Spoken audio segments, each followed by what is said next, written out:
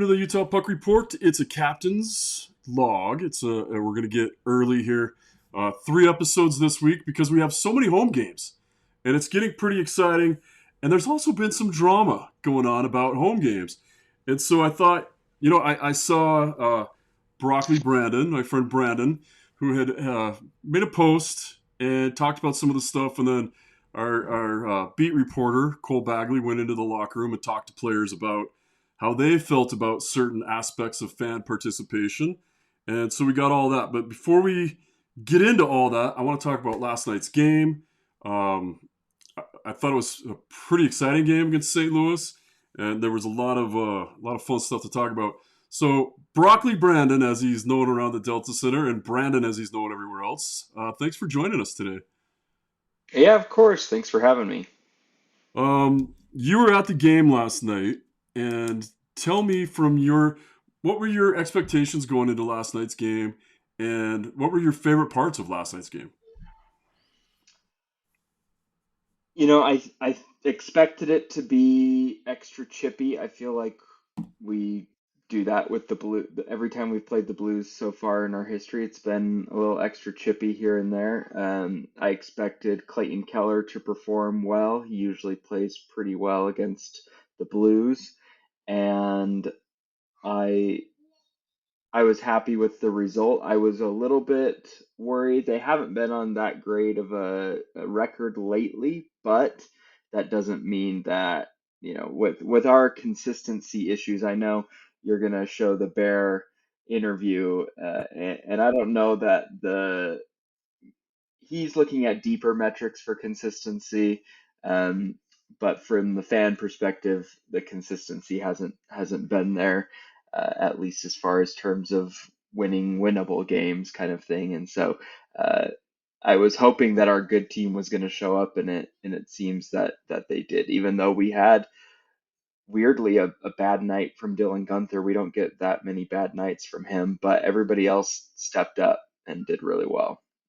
Yeah, that a lot of that goes into who's marking who. So it's easy to look at a game and be like, oh, okay, uh, Gunther's off tonight. But sometimes you got to look at like, all right, who did St. Louis put on Gunther? How much emphasis was it on keeping Gunther from getting the puck or keeping Keller from getting the puck? But you're right. Keller has more points against St. Louis St. Louis being his hometown. It's funny that he's scored more points on them than he has in any other franchise. I think it was like 38 points in 43 games, right around Yep. there. But yeah, pretty good numbers from him.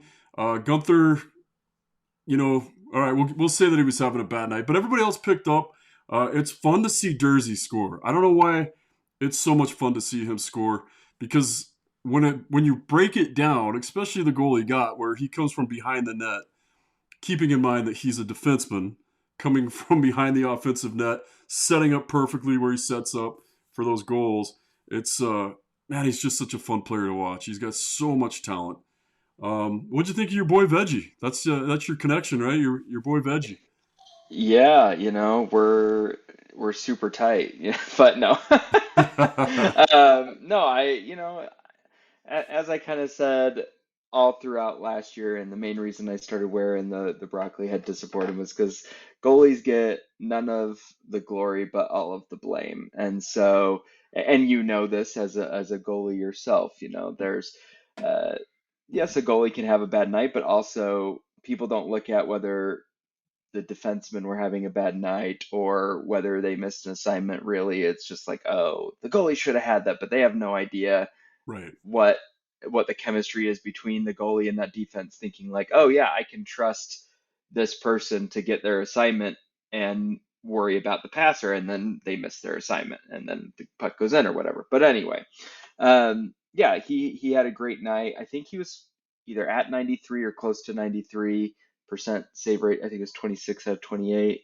He had some incredible saves off of multi rebounds, which that I'm always impressed with any goalie that can do a multi rebound save and keep it from ever going in. I think that's Yeah. incredible. For us, those are called. We work on those. Those are battle drills or scramble drills, and they're some of the most fun. And I was 20 minutes ago, or I guess a couple hours ago now. I was watching Quick. get lit up. By the way, uh, playing again tonight for the Rangers. He's still one of the best battlers to watch, but it's fun to watch Veggie. He does have such a he's really good on those second, third rebounds, and it's going to get better and better as the team gets older, and then they clear out those rebounds a little bit faster because it's more than just your D that have to clean up those rebounds. Your D are going to take the two top forwards, but there's always going to be that third forward, so that's where it falls on your center to get in there and get that. And then I was going to put this up again. It was always I got Oh, you. I don't know where yep. I'm going to If you put see this yet, but I me, got this gift from you. Are these going pretty yeah. crazy? Do people love these? Yeah, mostly I try to give them to the kids, and then every once in a while, some adults will get them too. But it's always fun to, especially because a lot of the kids they'll see me and like point at me or just like yell, "Oh, hey, it's the broccoli guy" or whatever. And so I try to give them a sticker of veggie and the veggie head. But I actually ran into Veggie's family the other day I saw that at on a your post. game, and I gave them all a veggie sticker. They thought it was hilarious and awesome that we they at least from what I can tell, they told me that it they thought it was amazing that we all support him so much, and just give him that love. And so it was really cool to hear that from them. So, Yeah. That- That's but probably yeah, part of it you never really thought about though, right? Like that his family, like you're like, hey, I'm just supporting one of my local guy, and he yeah. is easy to support. He's a super nice guy. He's good at what he does. He's got a lot of swag and flair with his gear, which I appreciate. I've always tried to elevate my game like that. But you probably weren't like, oh, I wonder what Veggie's mom thinks of these stickers, or like because they're But it just people, right? shows exactly, and it shows that we got to be more careful with what we're saying online and how terrible we are about things. Like, yes, they're professional athletes, and we can be critical about their performance sometimes or whatever, but we don't need to be unnecessarily harsh just because they're professional athletes. Their families see this, their families are online, so it's always good to be positive about our players and our team, especially ones that embrace us. And Utah has that culture where if you embrace us as a state, then we ride or die for you, and it's a pretty cool culture in that. But yeah. Yeah. It's very cool. I never thought about the embrace us, we embrace you back. I hope that's true, but it is true that uh, I guess let's just talk about it a little bit. You posted a video, and we're talking now about fans maybe going a little bit too far. The whistling thing, I don't know when that started, and the first time I heard it, I was talking to Cole Bagley. Like we sit next to each other in the media section, and Brogan Houston from I think he's from Desert. I don't know. Deseret News, yeah, Deseret News. Deseret Yeah, News. I should know. I mean, we basically were the same company, but um, we all sit there and the whistling was happening, and I'm like, what is going on? And I just said, you know what? I think a bunch of Real Salt Lake fans must have bought tickets and came, and because this is not a hockey thing, it's definitely a soccer thing. It's a European thing, Yeah. but it's not the whole game either. Like, you whistle if there's a bad call in your. And I've been to almost every NHL arena. I've been to almost every AHL arena. I've been to almost every ECHL arena. I've been to games in Europe, all over Europe, and I've never heard people whistle the whole time. And people are like, "Well, you don't know because you haven't been to one." I'm like, "I think I've been everywhere." But Yeah. It started last year. I will say that. Not a lot of people know this. It started okay, last year. It was one guy, and he would just do three whistles when it was close to 2 minutes left. And I don't know why, but he just did that. And every once cool. in a while he would do it randomly throughout the game.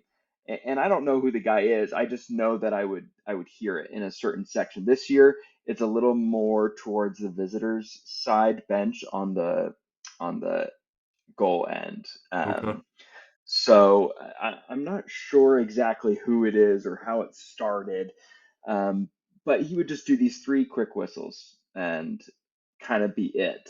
Every once in a while, he would do it multiple times a game, and I don't know if he's trying to trick the visiting goalie into going off the ice when they shouldn't, or I honestly have no idea, or get line changes, get people confused. No idea. Haven't talked to him. Don't know who it is, but that's where it started. And then this season, for some reason, it just started going crazy, and especially the last few games. But I noticed it, I want to say in December, it really took off for a second. I don't remember which game it was, but even like opposing fan bases were noticing it Yeah. from the TVs. And like they would post it in their Reddit threads, like, what's the whistling about? Like, why is there so much whistling? And then the 2 games ago is where it just got out of control. But people have noticed it before that, like why is the whistling happening? And even like a lot of people on Twitter were like, it needs to stop. Facebook, same thing. Yeah. And then there was this small contingent of people that seem to think that it helps us somehow. Yeah. Don't get the reasoning behind it. Like, oh, our players will adapt and then it'll be bad for the visiting players or something. But it just, to me at least, for those people, they just have never played hockey and don't understand uh, that coaches whistle for line changes to get goalies' attention to come off the ice, to get, or tell them to do certain things. Players use it to communicate with each other. Like if everybody's whistling, you can't tell if it's your coach's whistle or your other player line mate's whistle or whatever. And so it just got really out of control. And then, yeah, I think a few people tweeted about it. I know I did, just being like, look, the whistling is super annoying. There were some funny comments about it. Like somebody said on I think it was the Ottawa game was where it got out of control. Yeah. And one comment was like, oh, is this a traditional Mormon intimidation tactic to do the whistling? I thought that was kind of funny. And then someone's like, oh, no, it's a Utah mating ritual. I thought that was kind of funny as like a commentary on it, but Yeah.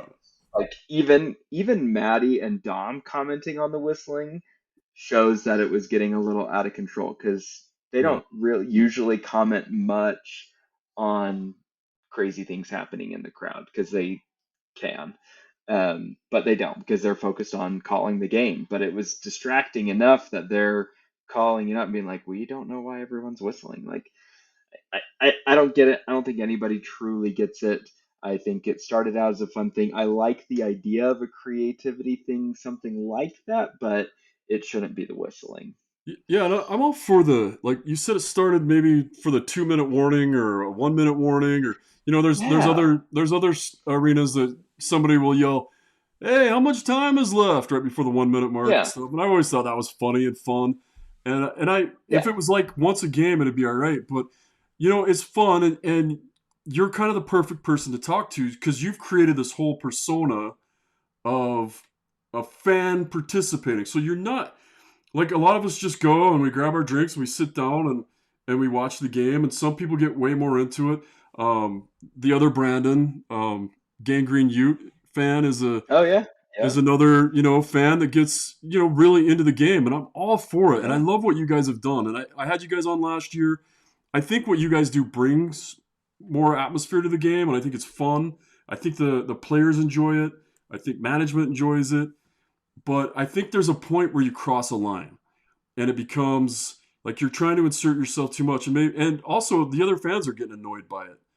We recently had a Utah fan go to the game in Colorado and he got kicked out, and he's like, "Yeah, they kicked me out because I'm a Utah fan," and then you find out that he was just being obnoxious the whole game, and I think, and I don't know for sure because I'm sure whoever it is will text me and tell me how wrong I am, but I'm sure that he crossed that line to the point where other people around him weren't able to enjoy the game because the behavior became, annoying, distracting, whatever you want to call it.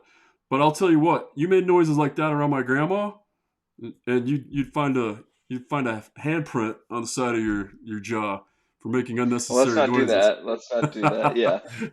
Let's My not do the grandma and violence my on the mother did stands. not like unnecessary noises. You So I know, don't know. yeah, and with the even with the broccoli thing, like even I know that there's limits. Like if I'm not sitting up, like most of my seats that I try to get are against a wall because I know that that hat can get in the way. Very nice of So you. if I'm not against the wall, I tell people, hey, if this is in your way, let me know. I'll take it off during play. I don't want to give people that bad experience. I've only had one person ever tell me like, "Hey, you need to take it off," and I obliged happily. I had no problem with that. So, but that's a big reason why sometimes people will be like, "Oh, where are your normal seats?" Like, I do have normal seats, but every once in a while, I'll either sell my normal seats because nobody wanted to go with me, and I'll buy the cheapest that I can in the lower bowl kind of thing.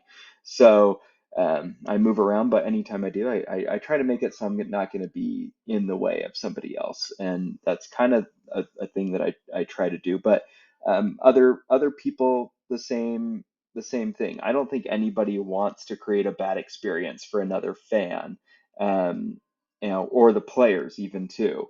I mean, that was the whole point of, I mean, what at least what the management explained of the Delta Center not having signs. Oh, right. A lot of us don't agree with it. I don't agree with it fully. I think that at least kids should be able to do it during warm-ups with a certain size of sign so it's not taking up multiple people's spots or whatever. But they made it universal for everybody. But I've also seen other arenas that don't have any kind of sign restrictions, and I am appalled at Yeah. some of these signs. Like, I am like, even how did you even write that? Like, sometimes we need to bring shame back. But Yeah. with this whistling, with this whistling thing, it really just makes no sense. And it did noticeably die down yesterday. It didn't stop. It was still going throughout the game, but it was not as mass participation as it was before. Well, I wonder if, because, Cole Bagley asks the hard question. He gets in there in practice and he asks the guys, he's like, what do you think? And they're all like, it's annoying. Like, it's distracting. We wish you would do something else. I still have fans from Winnipeg and North Dakota and Minnesota that from when I played with those guys, and I'm getting like chirped online about, oh, this is how Utah fans welcome hockey, is just start some annoying behavior. But it sounds like, and what you were saying is, you have your fandom and you're civil about it, and you address it that way, and you're like, I don't want to be a distraction to other people. And I think maybe the people that were still whistling last night, maybe they're not, online a lot. Maybe they saw it happen at a game and they didn't get online and see that the team actually, the players, Keller and Kraus both got on and said, hey, like, just stop. Like, please don't do it anymore. Find something else to do. Because I think once the team gets out and says something, it's like, okay, now you're either with us or you are against us as the players, right? Like, and it seems like if they've asked it, I think most fans would be like, okay, yeah, we crossed the line, we shouldn't have, and we'll find something else. We'll just whistle at the 2 minute mark, whatever. Um, Yeah, let's just do it at a certain spot. If we're gonna want the whistle, do it for 10 seconds at the 2 minute mark or something. And that might be something that's I don't know if that's even what it is. But if we're gonna, people are gonna do it no matter what, I feel like. But let's figure out a good way to do it. Like, I wouldn't mind doing it at the 10-second mark, or even, hey, if we're killing off a penalty, the goalie taps their stick, right? What if we just are whistling while the goalie taps the stick? I don't know. yeah, I don't love that either, because the goalie tap stick is for a very specific purpose right. again. And if we're whistling, it could drown it out and whatever. But we could do it during the power play maybe, and that will, who knows? Yeah, I don't know. It'll mess with that. I I don't guess know, if, but 2 minutes or figuring something out. I think we could figure out, if we're gonna keep a whistle, we can figure it out a constructive way to do it. yeah, I'd rather not keep the whistle. Me But too. if we're gonna keep it, we could find a way to work it in. I get it. I'm not the only fan. I also hate when they scream Utah during the national anthem. But, and I'll tell you, I actually really like it as a guy who went to a lot of Jets games, when in their anthem, when they talk about True North, and all the Jets fans scream True North. But it's like, it's Let's part of change the it though. anthem. Let's What's that? yell you. We just Yeah, need to yell you if yeah, we're gonna yeah, yell. yeah. Let's not change the word. Don't change I'm it to not a Utah. Just yell huge you. Yeah, I'm not a huge fan of the anthem yell. Lots of other teams do it. Yeah, You've got the I can't remember who yells red, and you got the Knights and the the Stars, Knights. Yep. obviously, and they do it when they're not even playing. You always have those few Stars and Knights fans in our arena that are always yelling that, even Yeah. if they're not playing that game. But yeah, True North, all that stuff. If we're gonna yell a part of the anthem, let's just yell the U. and not change the words. We don't need to shoehorn in the ta part. Just yell Right. the U. I know that is going to offend some BYU fans, but it's not about college sports. Stop putting college sports into my professional sports games. It's annoying. I don't Yeah. care about college rivalries, especially when I'm at a Mammoth game. Exactly. Exactly. Um, yeah. No, I totally get that. I agree with everything you said. Uh, I I want everybody to have a good time.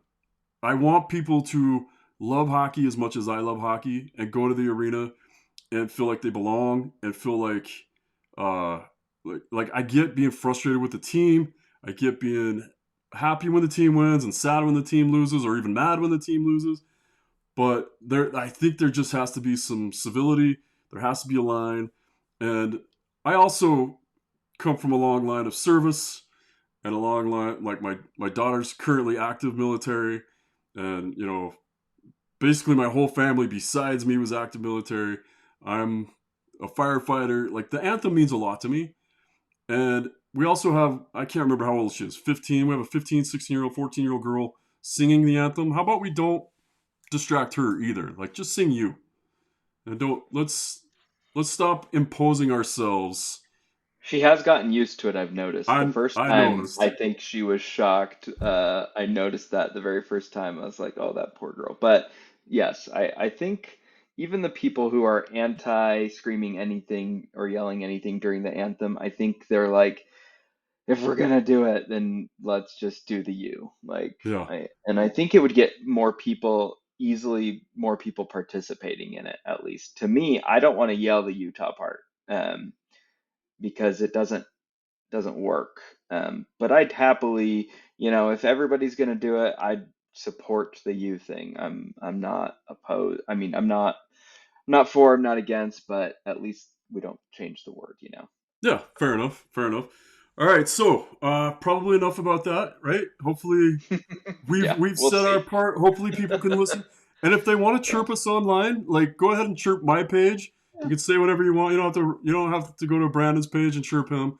Just Ah, put I don't care. put It's whatever fine. comments you want on the Utah Puck Report, and I like if you want to say your side, say your side. But it's good. I think we've said our sides. Another thing that's going on is that we're just about to host the Columbus Blue Jackets, and pretty exciting game. I'm excited. I get to take my grandfather. Speaking of active or former military, my grandfather is a World War II vet from the Navy, 98 years old, and I'm taking him to the game Oh, tomorrow. So I'm super pumped about that. that's I am a awesome. little. Columbus is not great. Well, first I wanted to finish up the power play. Utah's power play was at 33% last night. That's pretty good for Yeah. them. It brings them up to 20th in the NHL at almost 16%. So some big strides going there. You're right. Veggie had 26 saves on 28 shots. The Mammoth only put 23 shots on net. Um, Utah had 22 minutes of penalties. Oh, did we talk about the fight right off We the haven't. faceoff? No, No, we that was can't. We great. can't skip. That's like one of the most important parts I wanted to talk about. What did you think about that when you saw that happen? Did you understand why? Did you? Were Yeah, you that okay? was yeah. For those that don't know or don't remember, during the last time we played the Blues, Torps, he, at least in the eyes of many Utah fans and Utah players, stuck out his knee to try to stop Cooley from getting a breakaway, and it was a knee-to-knee hit, and took Cooley out for at least the rest of the game, if I remember right. He might have come back towards the end, but it was still a scary hit at the beginning. Yeah, Um, and you don't stick out your knee. That's hundred that's how percent, you end people's careers. hundred And percent. he And turned out being okay, and then he got hurt a couple games later. well, But maybe that's what loosened those ligaments up for the next damage. yeah, Although you've seen that video of his leg hitting that post. yeah, that to me that just shows that whoever did those post holes that day went a little too deep on on on that drill, and or maybe not deep enough because then it didn't pop off. I don't know. Either way, Yeah, they didn't do it right because that goal should have popped off the peg there with how fast he hit it, and it did not, and that was scary. Yeah, it was So scary. And love McBain stepping up on Toropchenko. Uh, he just schooled him too. He just absolutely beat him, and that's what you want. Because there are times where guys are like, "I'm going to teach you a lesson and stand up for my team," and they drop the gloves, and then they just get worked, and you're like, "Oh, that didn't send a message at all." So McBain's my yeah, guy lately, man. I'm telling you, he's like our leading fighter now. He's he's one of our top face-off guys. He's great in the middle. I really like to see him on the power play up front. Him and Kraus just crowd the net and be that top bumper guy. So yeah, I love McBain's game. I love what he's been doing, and uh, last night was just awesome. All right, so Columbus comes into town, and they're riding a four. That's gonna. They just lost to Colorado, so that's gonna be their fourth loss in a row as they yep. come So they'll in. be 5-5 their last 10. Yeah. 43 points on the year. Their power play is not good, 17%. So it's better than Utah's, but still not good. Penalty kill is not good either. They're at 76%. So that's so their power play. Let's see, power play is 22nd. Oh, Utah's is still 27th, and their penalty Columbus's penalty kill is 29th, and Utah's 10th. So, and that's another thing. Everybody talks, oh, we got to fire our special teams coach. We got to fire our special teams coach. Okay, well, half of his job is top 10 in the NHL and has been all year. Yes, the penalty, the power play needs to get better, but the PK's doing pretty well, and it's the same guy PK running. is doing excellent job. Yep. And I with Columbus there, I made a funny post about this at the beginning of the season that went a little bit viral, and I got a lot of salty Blue Jackets fans that came into my mentions for it. But I did like a team ranking, and I put like, you know, my team, and it was the Mammoth, and then um, like I like you. There's nobody in there, and it was like I like two or three of your players, and it was the Buffalo Sabres because of Josh Stone and Michael Kesselring, and then it was I forget you exist sometimes, and then I remember I hate you, and it was just the Columbus Blue Jackets, and then every other team was I hate you. Oh, Um, nice. and Columbus Blue Jackets fans got really mad that I just forget, but in all honesty, that's they've just been kind of mid for a very long time, um, and don't really make huge impacts. They do have some good players, yes, and they're better than some people will give them credit for, 100%. But I don't know that. But that doesn't mean I think our big problem is that we tend to play up or match our opponent's level of skill. Like we took the Avalanche. We only lost by one at the very Yeah. first game of the season. We beat them the second game, and then we lost by one the second time we played them. And that to me was, I mean, that's a huge thing that this team that is pumping everybody in the league, we held to one goal, or two goals or less, where they are averaging 4 to 5 goals a game. They're just on an insane run, and then we go and we get destroyed by the I don't know what other team, but not great by other teams, Oh, and we we got destroyed by the Devils. We beat the yes. they beat the Islanders, and then And they then they turn out. got beat 9-0. Yeah, then the Yeah. Islanders beat the Devils 9-zip. We looked like Yep. Utah looked like they didn't even belong on the ice against the Devils, and that the Devils were probably Stanley Cup bound. And but they're not. You're right. It's No. Utah. I was gonna play the video, but it's we were already running long, so I'm not gonna play the video. But basically, what you were referring to is Coach Bear says, "Hey, we're consistent. We're not winning consistently, but we're consistently playing good. We're consistently playing within the system, and the players are getting there. Like everything's going the way they want it to go. He sees consistency, and like you said, he has his own metrics of how he's gonna evaluate this. But I mean, I think he's. Doesn't matter what I think. He thinks he's right. He thinks he's got the consistency. I believe that. You mentioned before we went on that Columbus played their backup goalie tonight, Jet, who means we're probably going to get Elvis Merzlikins, who's Oh no, sorry. usually. Mers Lincoln's is was in net tonight. I Oh, assumed okay. with his And again, I with he doesn't have a great save percentage, and including tonight, I know. he's sub 8-8. So to me, that's backup goal status, and we got Jet who's in the nines. I think he's low nines, but so is Veggie, and so we're gonna have to play our game for sure. So Veggie barely hit. He's 90% on the money for the first time this year. He's Yep. been below. Um, Mazlurkins has been one of the top goalies in the NHL for a while. He's in Columbus where everybody forgets they play, as you said. As when Bobrovsky was there, nobody knew how good Yep. Bob was because he was playing in Columbus, and they had a decent team. But for some reason, I blame Torts. I blame Torts. I was a Blue Jackets fan. I had a friend playing there. But anyway, Jet Greaves, he's 12, 12, and 6 on the year, 2.7 goals against, and a 90 like 0.7% save average right now. Um, Yep. yeah, you're right. Merzlikins, who's coming off some injuries, he's 6, 7, and 1 with a 4 goals against. And that's probably going to be worse now because I don't think that's count. If he's the one that played tonight, that doesn't count tonight's whooping they took Yeah, from and Florida. it was 4 goals, so he kept to his his average there. Nice. Well, anyway, so that's the matchup. I anticipate Veggie going again. Um, what is your thought on that? I've mentioned before that Veggie goes on IR, misses 10 days, come back, plays the best game I've seen him play as a Mammoth. I think, even as a Utah Hockey Clubber, and even going back to that Carolina game before where he had his breakout. I thought that game against the Islanders, coming back from injury, was the best, most consistent and compact.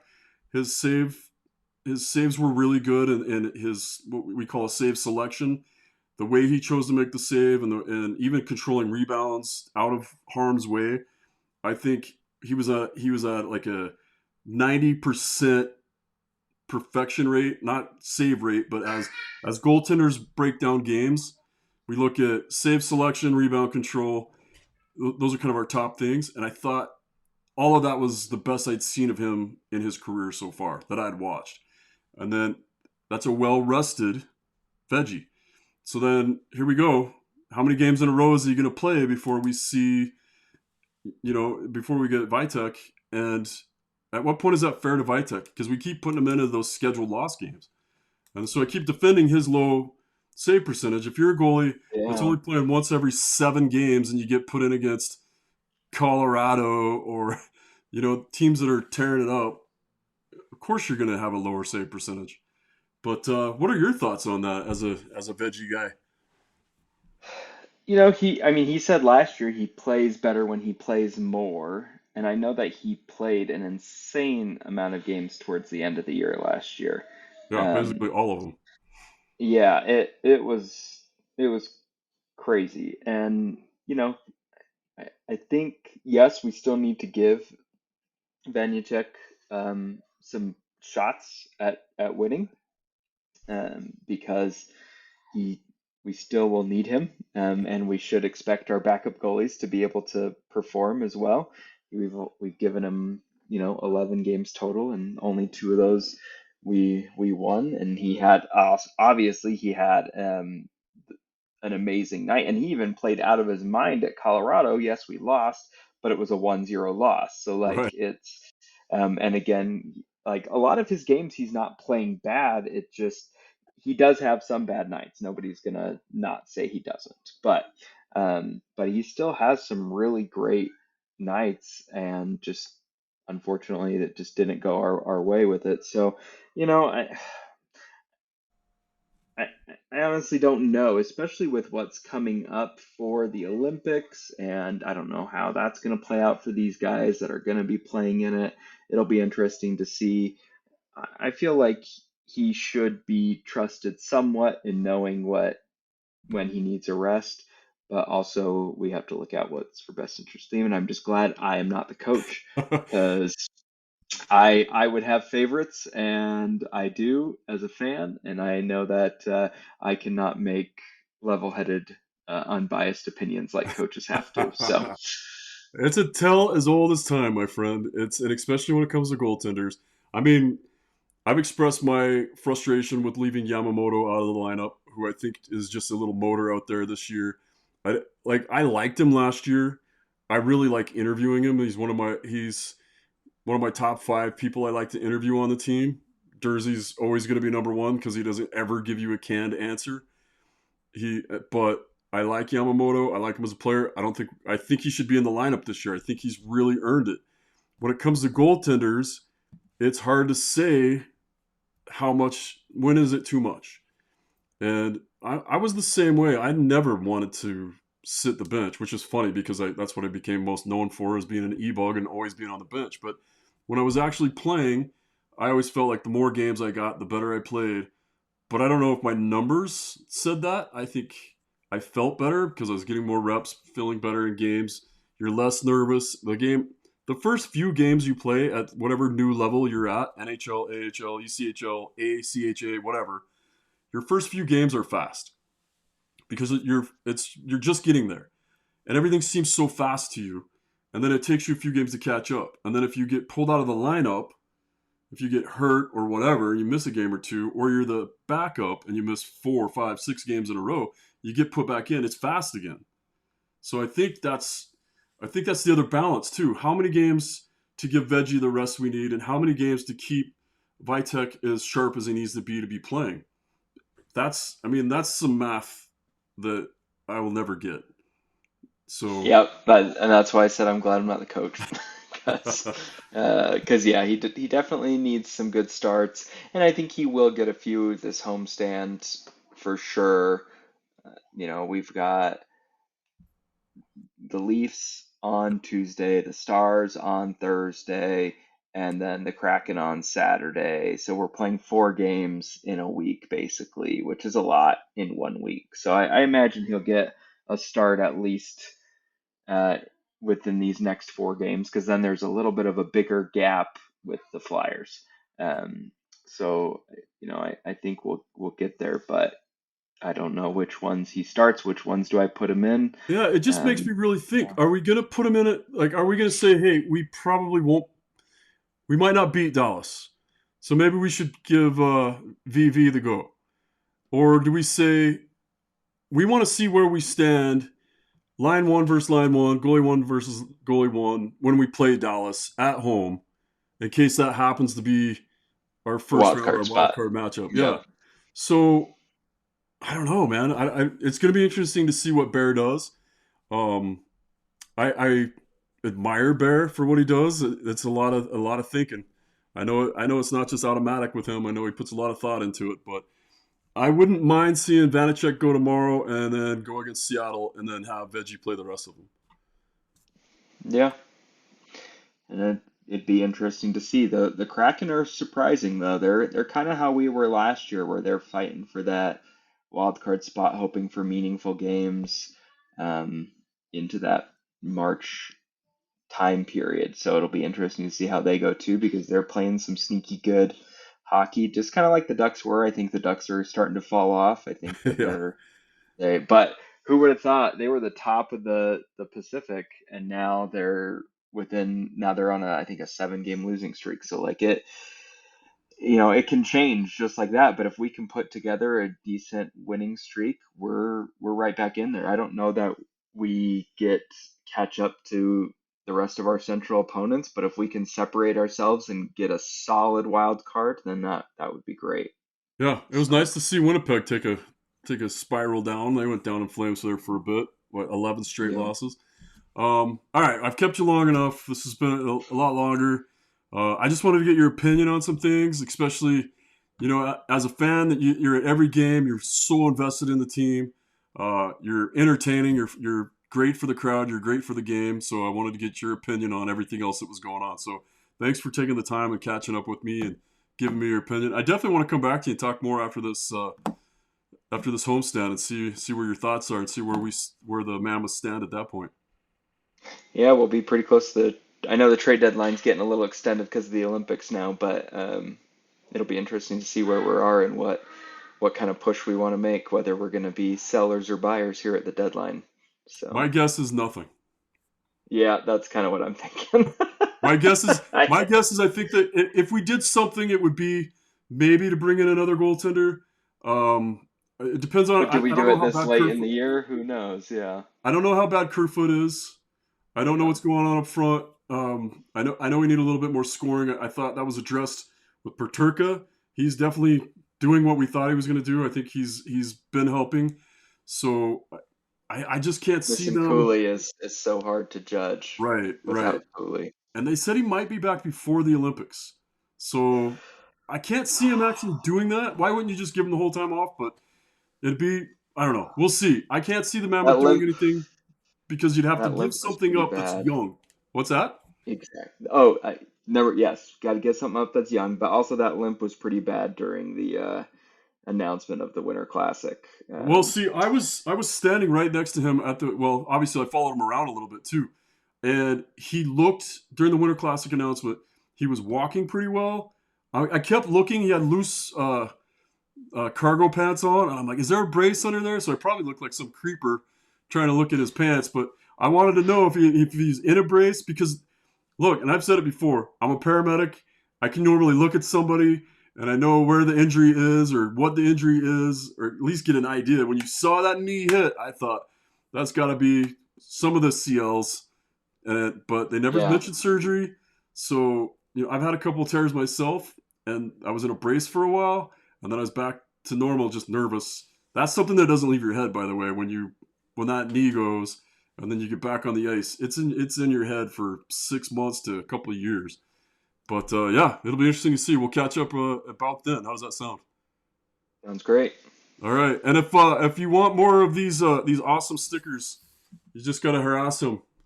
There's these Yep, ones just too. come find me. Yep, those ones are also awesome. I've got my water bottle's not here, but I've got it on my water bottle. So I got more of these coming.